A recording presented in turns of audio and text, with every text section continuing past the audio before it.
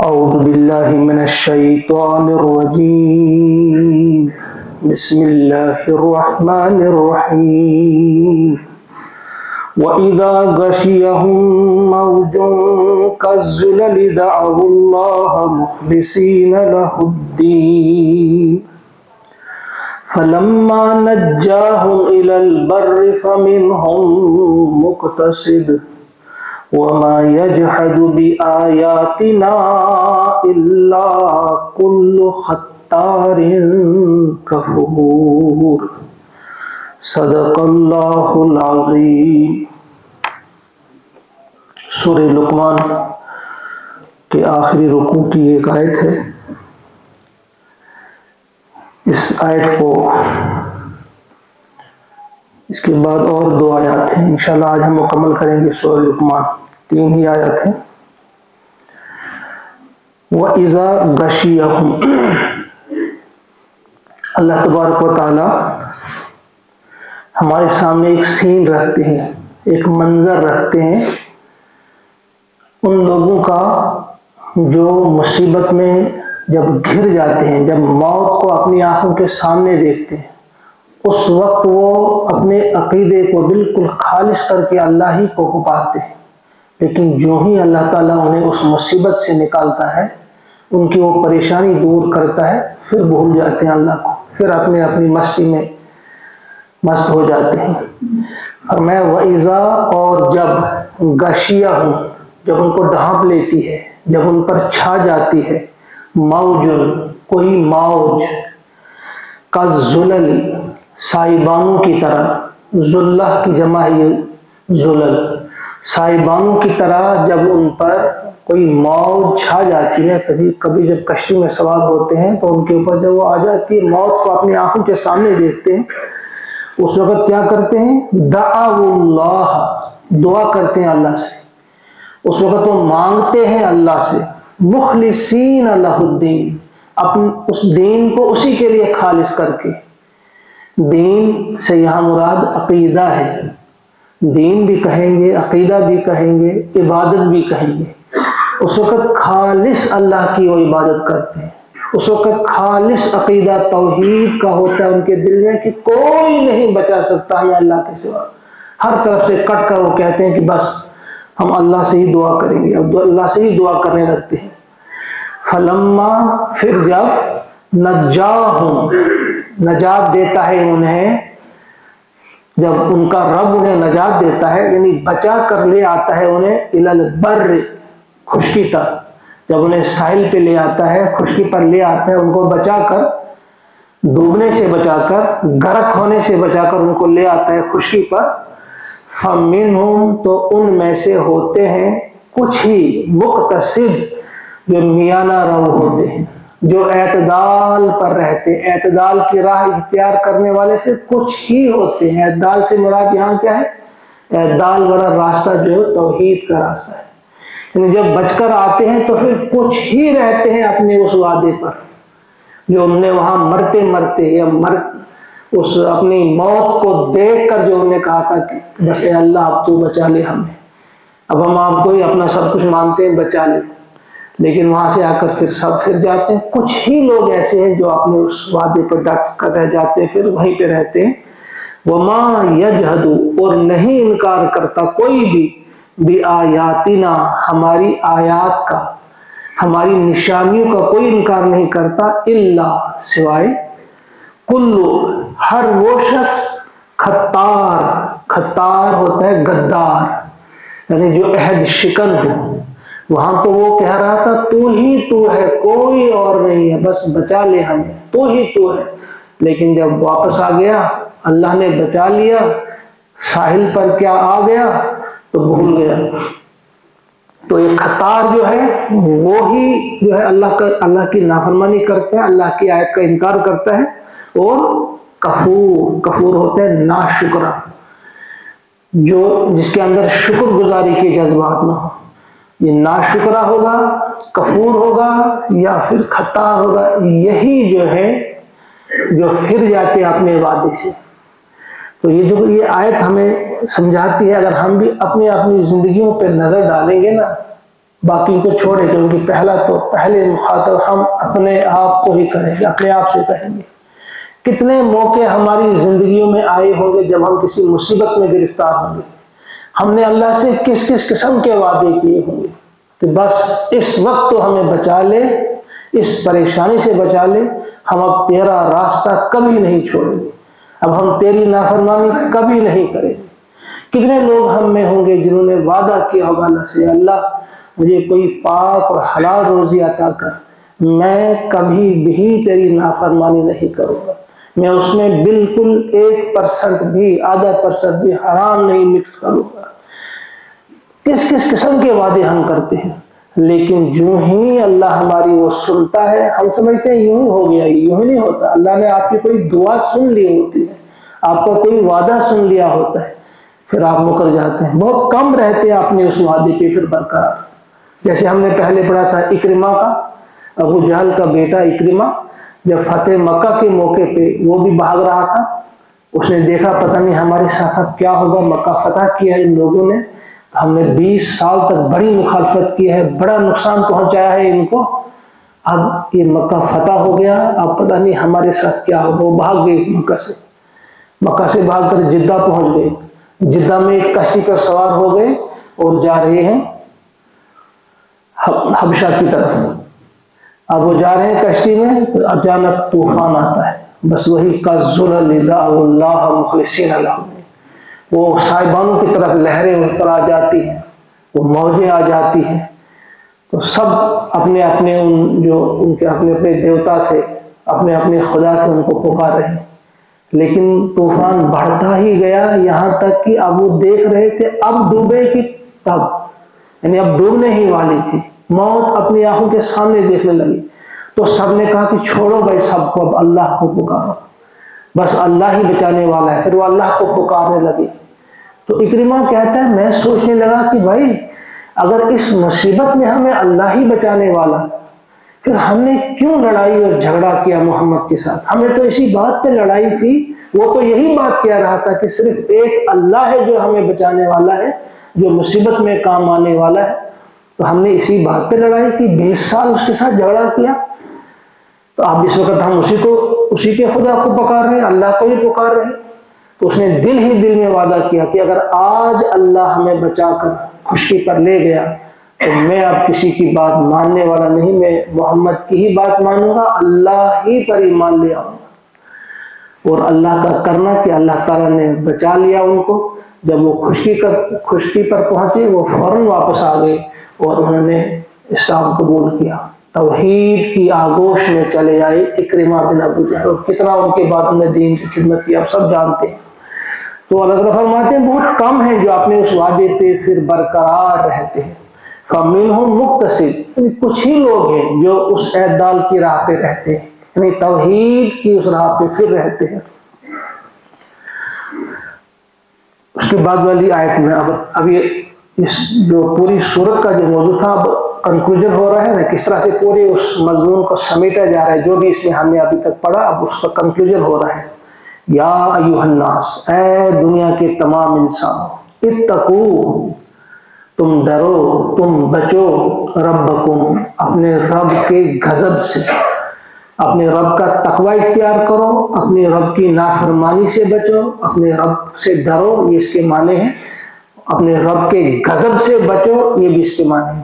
اے دنیا کے انسانوں، تمام لوگوں، اپنے رب کے غضب سے بچو، وَاخْشَوْا، اور ڈرو، یوماً، اس دن سے، لا یجزی والد عن ولدہ، جس روز کام نہ آئے گا کوئی والد اپنے بیٹے کے، کوئی باپ اپنے بیٹے کے کام نہیں آئے گا، یعنی کوئی شخص نہیں، یہ تو سب سے قریبی رشتہ ہوتا ہے باپ اور بیٹے کا، جب باپ بیٹے کے کام نہ آئے تو چاچا کہاں سے آئے گا، پھوپھا کہاں سے آئے گا، بھائی کہاں سے آئے گا، یعنی باقی سارے رشتے اس کے نیچے۔ فرمایا ڈرو اس دن سے جس دن باپ کام نہیں آئے گا بیٹے کے، ولا مولود، اور نہ بیٹا آئے گا کام، ہوا جازن، وہ کام آنے والا ہے، عن والد ہی، والد کے، شیئا، کچھ بھی، تھوڑا سا بھی، نہ بیٹا باپ کے کام اور نہ باپ بیٹے کا. یہاں قریب ترین جو رشتہ ہے، یہاں ایک آس ہوتی ہے، امید ہوتی ہے کہ جب بہت مصیبت میں انسان پھنس جاتا ہے ضرور باپ کام آتا ہے یا بیٹا کام آتا ہے، کچھ نہ کچھ کرتا ہے وہ اس کو بچانے کے لیے. تو اسی رشتے کو یہاں پر لیا. حالانکہ اس کے علاوہ بھی کہا، اللہ تعالیٰ نے ایک جگہ فرمایا، سورہ بقرہ میں ہم پڑھ چکے ہیں، وَاتَّقُوا يَوْمًا لَا تَجْزِي نَفْسٌ عَن نَفْسٍ شَيْئًا وَلَا يُقْبَلُ مِنْهَا شَفَاعَةٌ وَلَا يُؤْخَذُ مِنْهَا عَدْلٌ وَلَا هُمْ يُنصَرُونَ. ڈرو اس دن سے جس دن کوئی شخص کسی دوسرے شخص سے کام نہیں آئے گا. اس میں سارے آ جاتے ہیں، وہاں باپ بیٹے کا ذکر نہیں، اور نہ قبول کی جائے گی کسی کی شفاعت سفارش، اور نہ کسی سے کوئی فدیہ لیا جائے گا. وَلَا يُؤْخَذُ مِنْهَا عَدْلٌ. یہی کچھ امیدیں ہوتی ہیں کہ یا تو کوئی کام آئے گا یا کسی کی سفارش ہوگی یا پھر کوئی فدیہ، جو دنیا میں انسان کا طریقہ ہے. پھنس گیا، کچھ رشوت دے دی چھوٹ گیا، کسی کی سفارش کروا لی تو چھوٹ گیا. تو ان سب کو پہلے ہی اللہ تعالیٰ نے صاف کر دیا، ہمارے ذہنوں سے اس بات کو نکال دیا کہ چھوڑو، وہ دن ہی کچھ اور ہوگا. اس دن کا جو عدل ہوگا وہ ایسا ہوگا کہ کسی قسم کی کوئی سفارش، کوئی کسی کے کام نہیں آئے گا. فرمایا کوئی کام نہیں آئے گا. وَلَا مَوْلُودٌ هُوَ جَازٍ عَنْ وَالِدِهِ شَيْئًا إِنَّ وَعْدَ اللَّهِ حَقٌّ. بے شک اللہ کا وعدہ سچا ہے. فَلَا تَغُرَّنَّكُمُ الْحَيَاةُ الدُّنْيَا. پس تمہیں دھوکے میں نہ ڈالیں. فَلَا تَغُرَّنَّكُمْ، نہ دھوکے میں ڈالی تمہیں الحیات الدنیا، یہ دنیا کی زندگی. یہ دنیا کیا ہے؟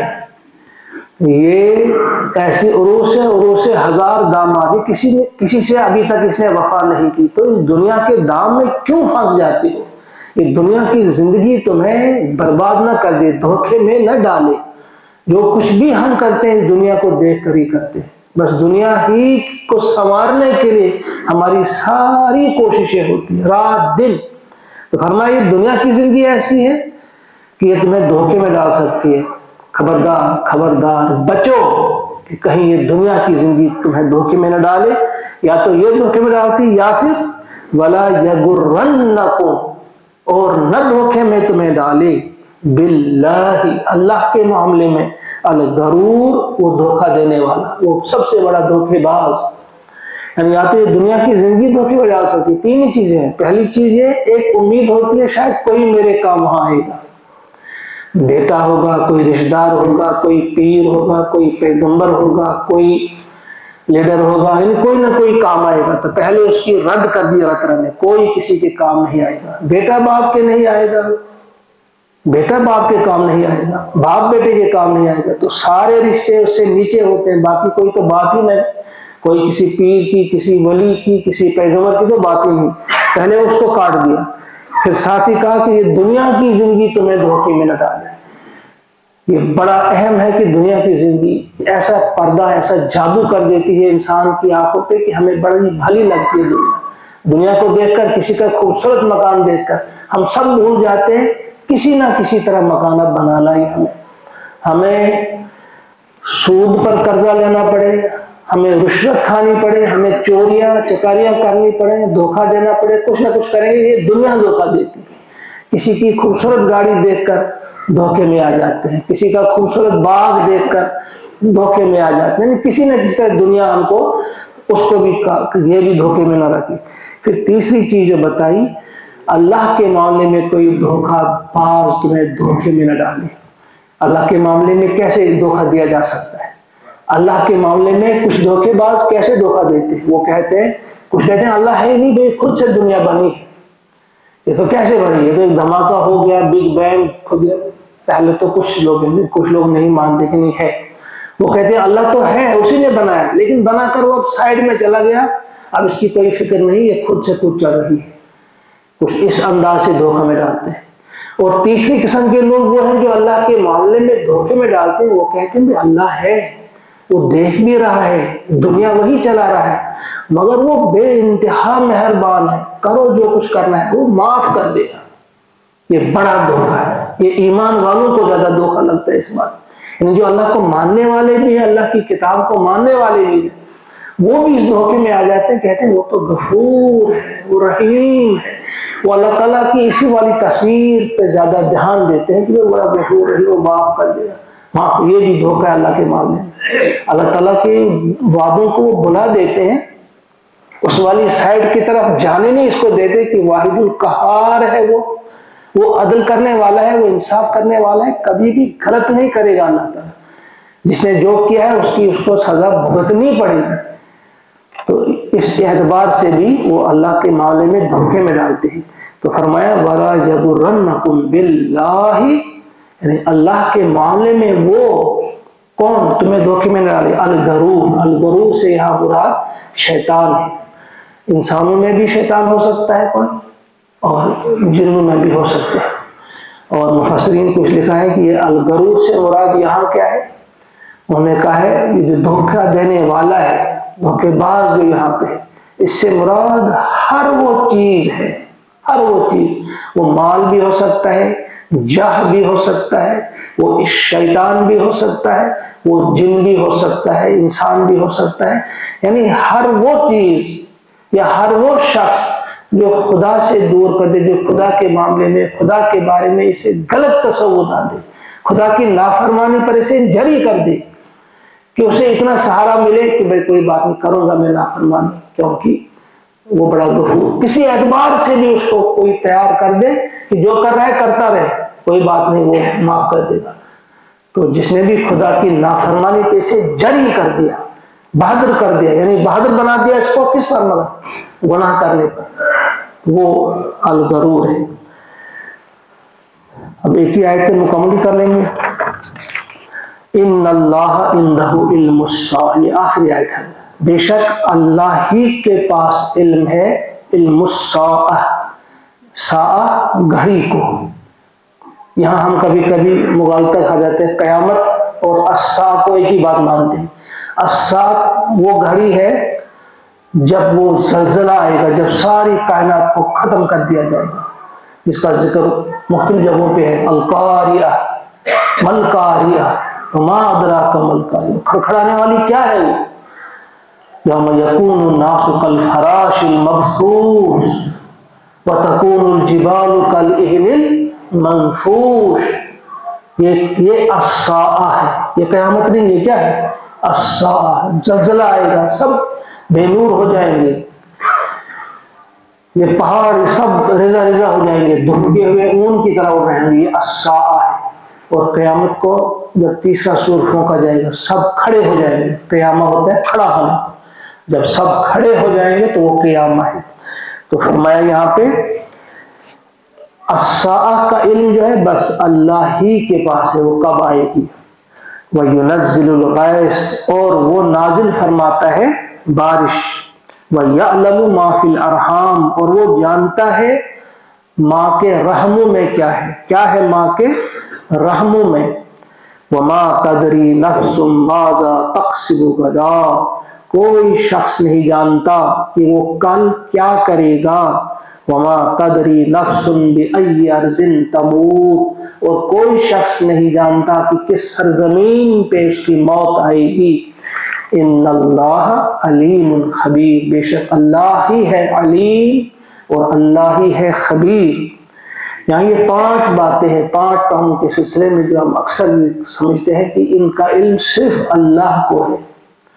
تو یہاں کبھی کبھی ہمیں مغالطہ ہو جاتا ہے۔ دیکھیے اس میں پہلی چیز جو ہے ان اللہ عنده علم الساعہ، یہ اور آخری 2 چیزیں ان کے لیے حصر ہے، یعنی ان کے لیے یہ ہے کہ صرف اللہ ہی کا جانتا ہے۔ جو بیچ والی جو چیزیں ہیں، ایک تو ہے وَيُنَزِّلُ الْغَيْثَ، وہ بارش نازل فرماتا ہے، وَيَعْلَمُ، اور جانتا ہے۔ یہاں یہ نہیں کہا کہ صرف وہی جانتا ہے، یہ 2 چیزیں الگ ہیں، وہ 3 چیزیں الگ ہیں حصر کے ساتھ جو ہے، پہلی اور آخری 2۔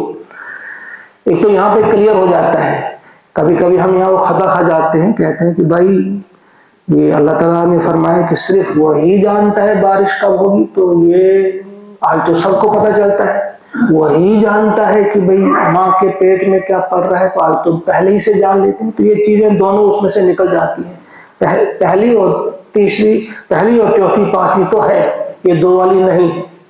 اب یہاں خطا کبھی انسان کھا جاتا ہے جب وہ حدیث ہے، حدیث جبرائیل، جب حضور سے پوچھا جبرائیل امین نے قیامت کب آئے گی، تو جواب میں کہا کہ سائل سے زیادہ مسئول کو بھی اس کے بارے میں خبر نہیں ہے۔ پھر آگے انہوں نے جب کہا تھا کہ 5 چیزوں کے بارے میں کسی کو خبر نہیں، انہوں نے اس آیت کا حوالہ دیا تھا۔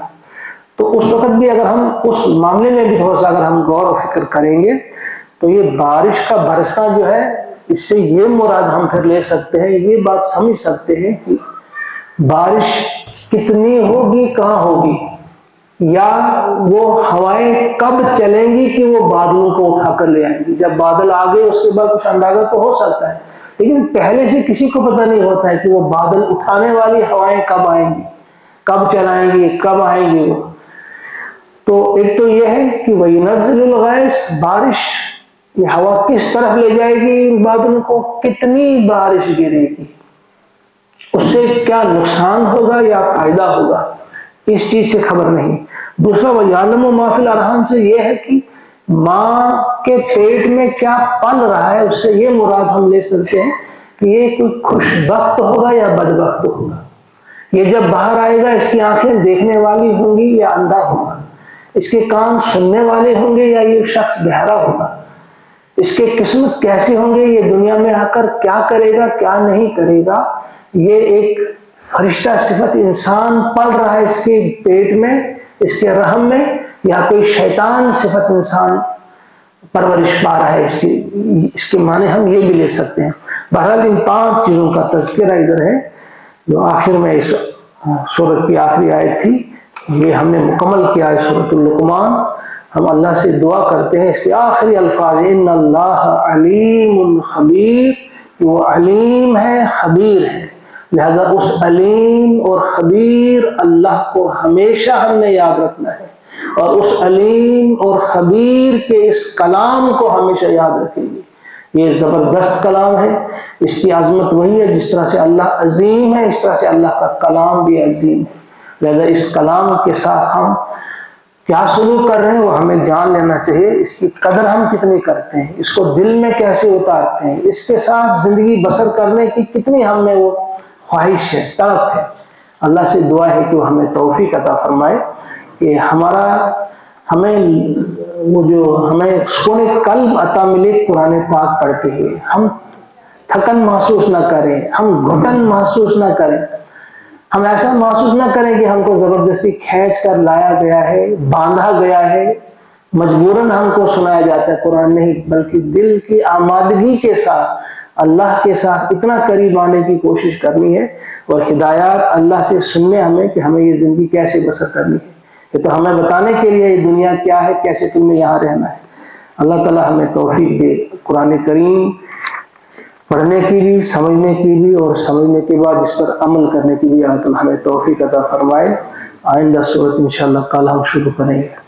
اللہم اجعل القرآن ربیع قلوبنا ونور ابصارنا وشفاء صدورنا وذهاب همومنا وغمومنا ربنا تقبل منا انك انت السميع العليم سبحان ربك رب العزة عما يصفون وسلام على المرسلين والحمد لله رب العالمين۔ السلام علیکم۔